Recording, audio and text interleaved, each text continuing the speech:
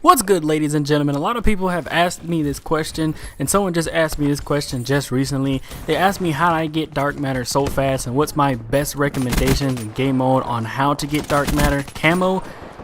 So I thought, let's just make a video and give my recommendations. So I'm going to give my recommendations on how to get dark matter camo the easiest and the fastest on all weapon classes in the game. Let's get started.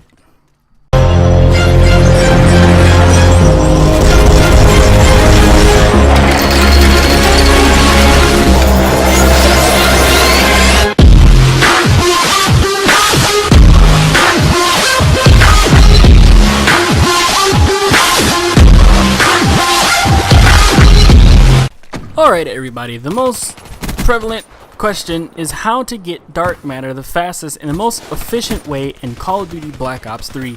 Let's start with the SMGs. The SMGs are basically the same thing as the ARs.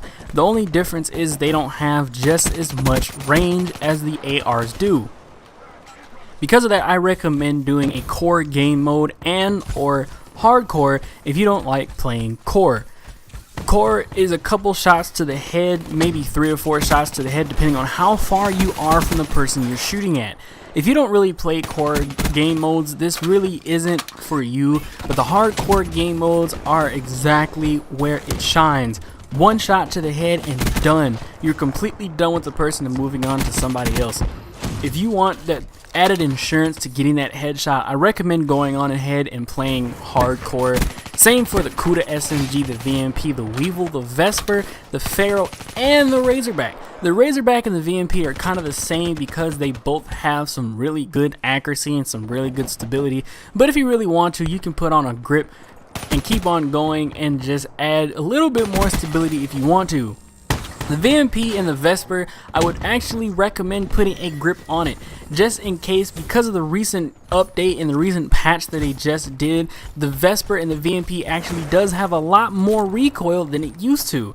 It's not exactly the best guns in the game, and the Vesper got it bad as well. The recoil and the spread is a lot worse than it used to be.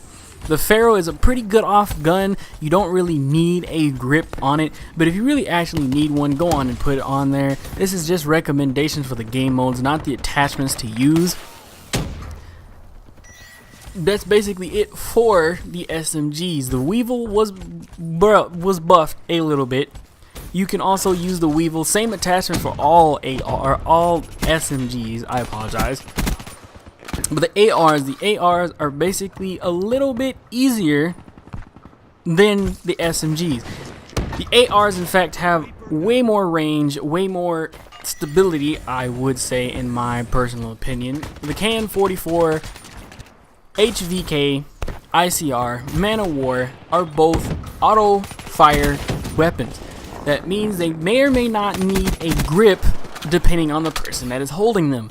Again, just like the SMGs, you can either play core game modes or hardcore game modes. The KN-44, I do recommend a grip. HVK, I recommend a grip. And Man of War, I recommend a grip if you want to. It is not necessary, but if you want to, you can put it on there if you deem it necessary. Now the ICR is a complete different story because it actually does have some pretty good stability. It has the lowest recoil in the AR class next to the Shiva and the M8 Grand, or the M1 Grand as I like to call it. All burst fire weapons, the XR2 and the M8A7 are burst fire, so yes, they do have a little bit more range stacking up next to the Shiva. The Shiva has way more range because it's a single shot weapon. It's a 2-shot kill in core and a 1-shot kill to the head in core game modes, at least what I have played.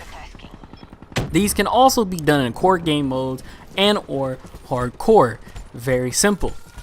Shotguns, on the other hand, it's a little sketchy. Core game modes can work with shotguns, but if you just can't get the kill with the shotgun, I recommend moving on to hardcore. But then again, I kind of don't recommend it for some people, because hardcore is a little bit more edgy than it was in the later Call of Duties, especially Black Ops 2. And I kind of don't like how they said you had to get headshots with these shotguns, not just one-hit kills. If it was just one-hit kills, then yeah, I'd recommend going to hardcore. But since boost jumping and a lot more traversing through the map is actually in this game. I don't recommend hardcore at all for anyone, especially for the Argus and the Haymaker. The Argus and the Haymaker are two of the better shotguns in the class. The Brecci really isn't that good of a shotgun, but it does have its shining moments. The KRM is like a regular old standard shotgun and can be used. I recommend just shooting at the neck or at the chest.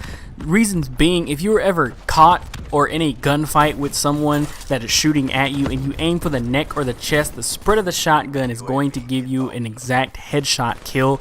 If not, if you're playing a core game, that's exactly what's going to happen. It's going to shoot up and it's going to give you that final kill. Light machine guns just as much can be used in core game modes, and the same advice for ARs can be used with a light machine gun.